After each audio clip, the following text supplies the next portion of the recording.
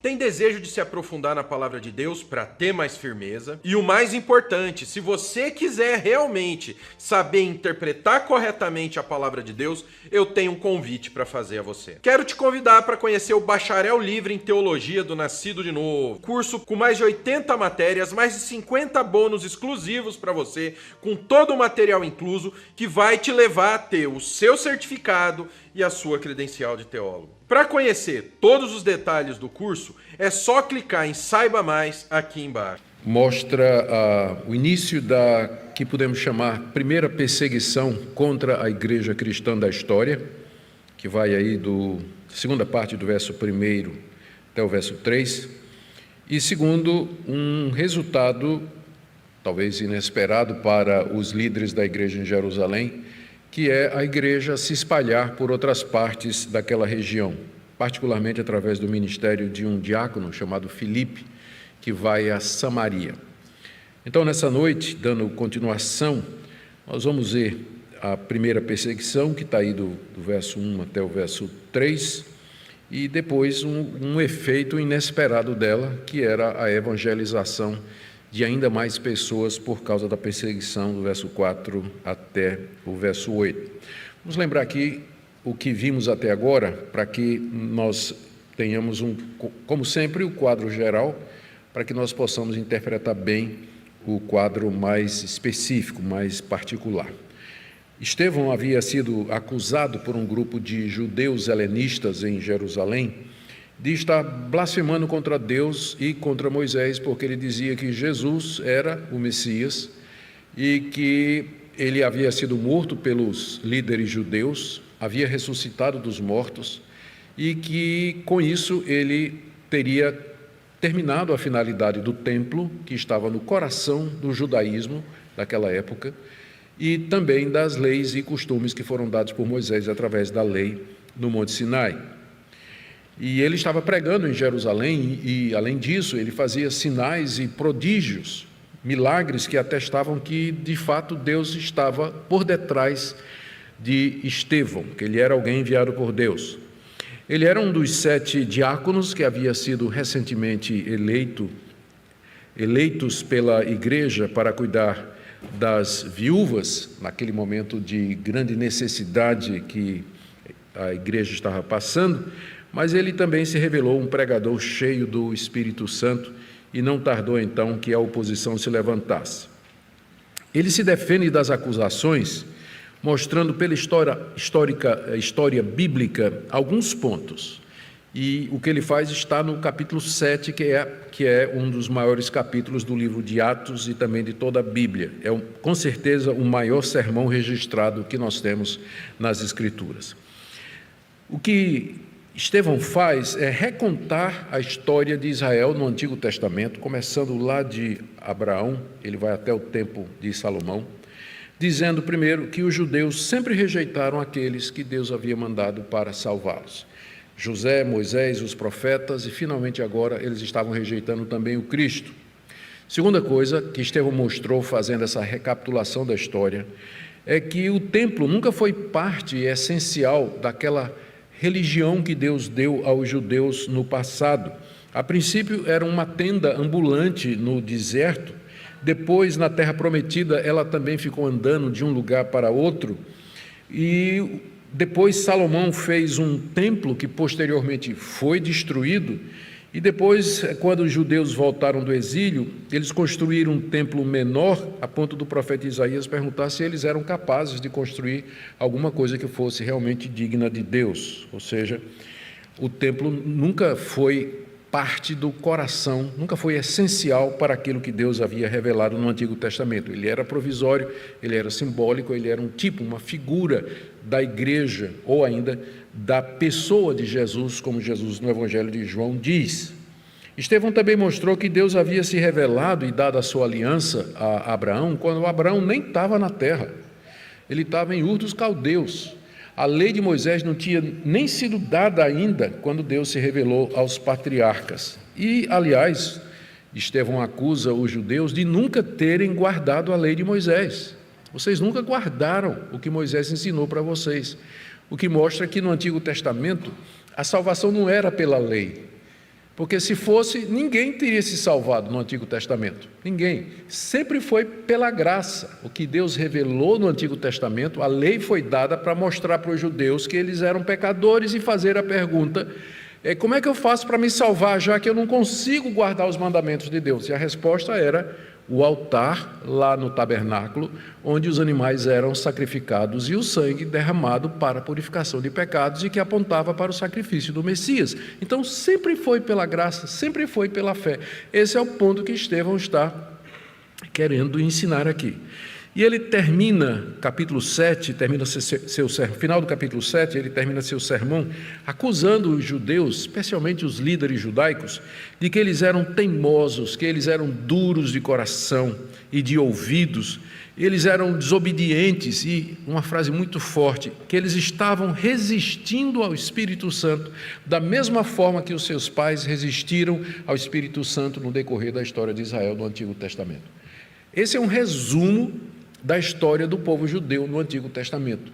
Um povo que, mesmo que tenha recebido a chamada de Deus, foi escolhido por Deus, recebeu a aliança, recebeu os patriarcas, recebeu a lei, recebeu o verdadeiro culto, recebeu as promessas, recebeu a esperança messiânica, entretanto foi um povo sempre idólatra, um povo que quebrava a aliança constantemente. Deus mandava profeta, eram rejeitados, eram apedrejados, até que finalmente a paciência de Deus terminou, mandou o povo para o cativeiro, depois o povo teve compaixão, trouxe o povo de volta, esse povo rejeitou o Messias, que era Jesus, Deus mandou os romanos no ano 70, que destruíram Jerusalém e o templo até o dia de hoje, Então essa é a história que, a não ser a parte que passa de Estevão para nós, né? Essa é a história que Estevão está contando para os judeus, e dizendo assim: vocês estão me acusando de coisas que o Antigo Testamento já ensina, vocês é que não estão vendo, que o templo é provisório, que a lei de Moisés é provisória, que Jesus é o Messias, está óbvio pela vida dele, pelo que aconteceu, pela própria traição de vocês, e assim por diante. O sermão de Estevão provocou a ira dos líderes judaicos, que o lançaram fora da cidade e o mataram a pedradas, enquanto que Estevão, ajoelhado, orava ao Pai, pedindo que recebesse o seu Espírito, ao mesmo tempo em que clamava pelo perdão para aqueles que o matavam, para os seus algozes. E enquanto isso acontecia, estava ali um jovem fariseu que estava concordando com tudo, nomeado aqui como sendo Saulo. Foi onde nós paramos então, a última vez, e agora veremos aquilo que eu já disse que é nosso objetivo. Vamos até o verso 8, vamos começar com mais detalhes sobre essa primeira grande perseguição. Primeira causa da perseguição, está aí no segunda parte do verso 1, né? Naquele dia, teve início uma grande perseguição contra a igreja. A perseguição começou naquele dia em que Estevão foi apedrejado. Uma sanha, uma sede de sangue dominou o sinédrio, e eles queriam não somente matar Estevão, mas todos os cristãos, todos aqueles em Jerusalém que pensassem como Estevão, que eles, os líderes judeus, que eram os pastores de Israel, estavam errados, que todos aqueles que pensavam que eles estavam errados, que eram duros de coração e desobedientes. Então, eles queriam exterminar o que era chamado a seita dos nazarenos. Esse foi o primeiro nome que o cristianismo teve, a seita dos nazarenos. Então, eles queriam acabar. Então, ficaram com gosto de sangue, né? Mataram Estevão e quiseram, bom, já que matou um, vamos matar o resto, vamos acabar de vez com essa seita que fica dizendo que a nossa religião passou, que o templo vai ser destruído, que a lei de Moisés já não tem mais valor, e que esse Jesus é o Salvador e que a salvação é pela fé nele. Então, naquele dia, no dia do apedrejamento, teve início uma grande perseguição contra a igreja em Jerusalém. Já tinha havido alguma perseguição antes, quem tem acompanhado o estudo do livro de Atos lembra, já houve pelo menos duas ocasiões em que o sinédrio prendeu os apóstolos, mas se limitaram a surrar os apóstolos, proibi-los de falar em nome de Jesus e soltá-los. Mas aqui agora se trata de uma perseguição para matar, prender, matar, exterminar a seita dos nazarenos de qualquer forma. Por isso que é chamado de uma grande perseguição. E não é contra os apóstolos propriamente, agora é contra a igreja em Jerusalém. A igreja em Jerusalém, a essa altura, já passava da casa dos 8, 9 mil membros. Pentecostes havia acontecido há pouco tempo, o sermão de Pedro havia sido instrumental na salvação de mais de 3 mil pessoas. Depois ele prega diante do povo no templo e diante do sinédrio também, mais 5 mil pessoas são acrescentadas aí. Então aí na faixa de 7, 8 mil pessoas constituíam a igreja em Jerusalém, e agora se levanta uma grande perseguição. Essa perseguição era feita provavelmente pelo capitão do templo e pelos soldados. O templo tinha sua própria guarda. Embora Jerusalém estivesse debaixo do governo e do Império Romano, que tinha o seu exército, os seus soldados, os judeus tinham também o seu próprio corpo militar. E esse corpo era estacionado no templo, e tinha inclusive o chamado capitão do templo, que tinha como objetivo promover a ordem. E provavelmente foi esse pessoal que, com ordem do sinédrio, começou a procurar cristãos para poder matá-los ou prendê-los e matá-los. Esse era o objetivo. E então essa perseguição ela teve essa característica, não é? Ela é a primeira perseguição oficial comandada pelo sinédrio, foi contra os cristãos, as outras eram contra os apóstolos, e como resultado, são 4 resultados aqui que eu quero mostrar a vocês, ou 4 coisas que se seguem na sequência aqui. A primeira, a dispersão dos crentes, verso 1, aliás, final do verso 1, todos, exceto os apóstolos, foram dispersos pelas regiões da Judeia e da Samaria. Então, primeiro efeito da perseguição é que os crentes fugiram. Eu sei que às vezes a gente lê histórias e fica com a impressão de que o cristão ele deveria, de preferência, saber onde é que estão os soldados e ir lá se entregar, dizer: eu sou crente, me fuzile que eu quero morrer por Jesus. Não é isso que eu vejo na Bíblia. Quando Jesus podia evitar a morte, ele evitou até o dia em que chegou a hora dele morrer. Então, esses cristãos aqui, eles não queriam morrer por conta da perseguição, e eles fugiram de Jerusalém. Se eles fossem presos e confrontados, se eles preferiam morrer ou negar o nome de Jesus, eles iriam preferir morrer. Mas se eles pudessem escapar, eles escapariam. Deus não nos chama a todos para o martírio, a não ser em caso de extrema necessidade. E não é falta de fé ou covardia você, tendo oportunidade, salvar a sua vida e salvar a vida da sua família e dos seus filhos. Ninguém é chamado a morrer sem necessidade pelo fato de ser cristão. Esse é um ponto que é importante. O resultado é a dispersão dos cristãos por aquela região. Todos exceto os apóstolos foram dispersos. Essa dispersão, ela foi pelas regiões da Judeia e de Samaria. Judeia era como que o estado, né? O estado. E Samaria era o estado mais próximo. Jerusalém era a capital, o estado da Judeia, a província, e depois tinha a província da Samaria, pensando mais para o norte, né? Pensando mais no norte, aqui você olhando o mapa. Então, esses cristãos fugiram como podiam, usando os meios que tinham, talvez pedindo ajuda de amigos, familiares, eles simplesmente escaparam. Com exceção dos apóstolos.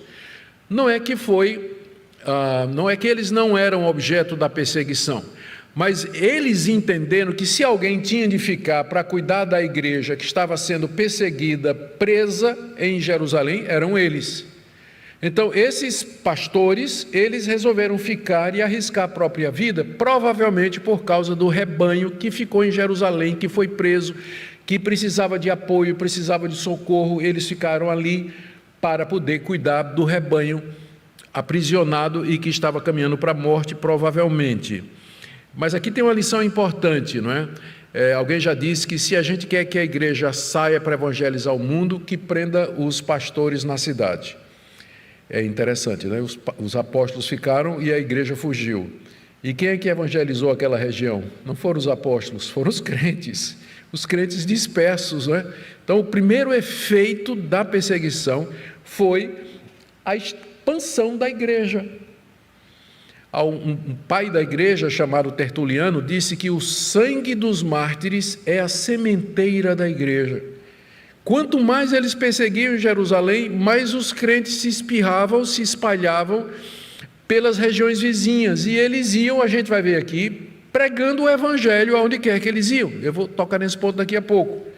Então, o primeiro efeito foi esse, que não era o efeito que os líderes judaicos esperavam. Eles esperavam que os cristãos ficassem com medo, ou que os cristãos se acovardassem, ou que eles então fossem para a morte de qualquer maneira, mas eles não esperavam isso que aconteceu. Os pastores ficaram para cuidar do rebanho em Jerusalém, e os que podiam fugiam e foram para a região de Samaria e Judeia.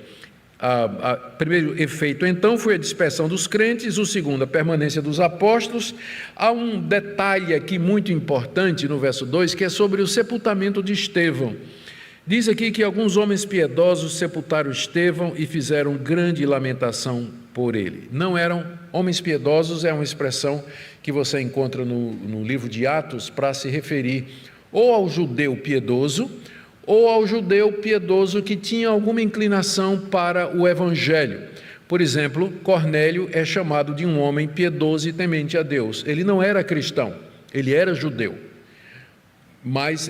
ele era romano, mas ele tinha essa inclinação pelo judaísmo e tinha abertura para ouvir as coisas de Deus. Então, esses judeus que provavelmente não concordaram com o que estava acontecendo ali, eles vieram e deram um sepultamento a Estevão. A lei não permitia que pessoas apedrejadas fossem sepultadas, e muito menos lamentadas. Mas esses homens desafiaram a lei, deram um enterro digno a Estevão e choraram por ele, diante daquilo que eles ouviram e viram no testemunho extraordinário desse que foi o primeiro mártir.